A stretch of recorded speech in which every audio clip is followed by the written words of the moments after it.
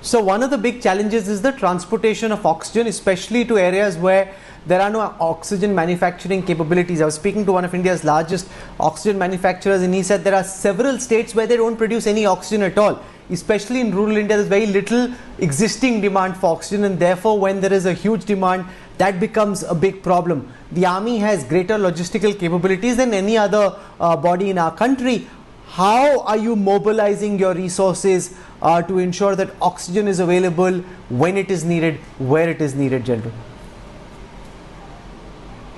See, unfortunately, the armed forces do not have the capacity to generate oxygen, because we do not have oxygen plants.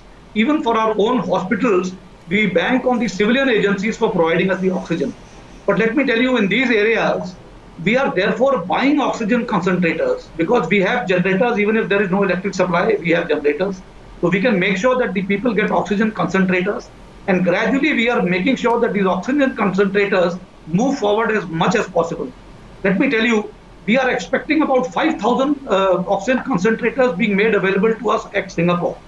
And the moment these come, these will be deployed in areas where we find the oxygen is lacking. In areas, in the urban areas, in big cities where you can have these big tankers moving, where you can have these kind of facilities being created, it is possible. But wherever oxygen concentrators are required, or where we have to move cylinders, we will carry the cylinders to the various areas of refilling and move them. Unfortunately, the filled cylinders cannot be moved by air. That is the restriction that we have in airlifting them. But the empty cylinders can be lifted by air. Once they are filled, we can even deploy our resources. We have a very good logistic supply chain mechanism which functions in our army, and this is being used wherever possible and will continue to provide support wherever the states so demand.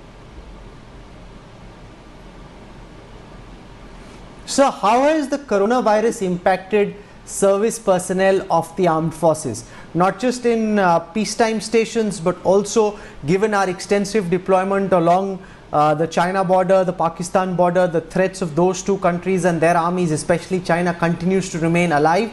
So how has the virus impacted our border deployments, and also what's happening in the hinterland and the peacetime area, sir? See, as far as the border areas are concerned, we are following a very strict regime. Anybody who's required to be inducted to the front line when the troops are deployed on the borders, we are making sure that they undergo tests, they undergo quarantine before they get deployed forward.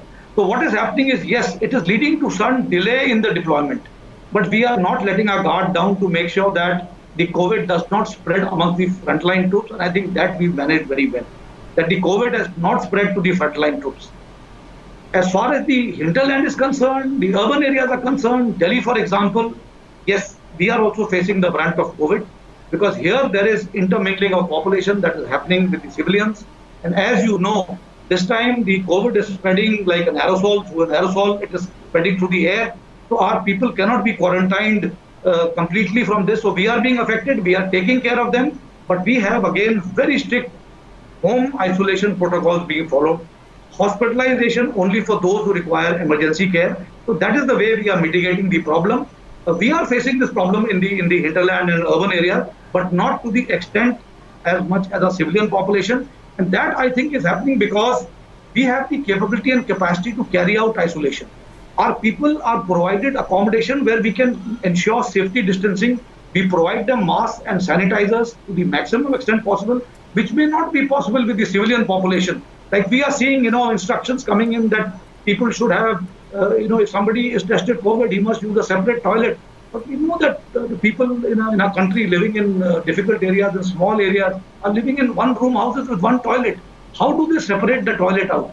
How can the family of 4 use only and allow only one person to use the toilet? Fortunately for us, we are not facing this problem, and therefore we have been able to mitigate to a large extent.